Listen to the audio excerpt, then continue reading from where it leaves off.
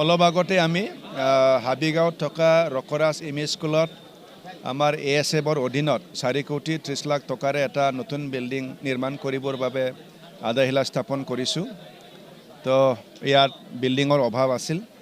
মাজে মাজে ৰাইজে মোকো আপত্তি জনাই আছিল। যোৱাবাৰ 2026 চনৰ অসম চৰকাৰখনে ASFৰ অধীনত ASF মানে Assam school education and adolescence wellbeing এটা ৱৰ্ল্ড বেংকৰ অধীনত যি 4খন স্কুল বনাবলৈ লৈছে। ইয়াৰ অধীনতে আমি মাজবাট সমষ্টি হিচাপে 4খন বিদ্যালয় আমি চেংচন পাবৰ কাৰণে সক্ষম হৈছোঁ। তো ইয়াৰে প্ৰথম আমি এই ৰকৰাজ এম ই স্কুলটো আজি আধাৰশিলা স্থাপন কৰিছোঁ।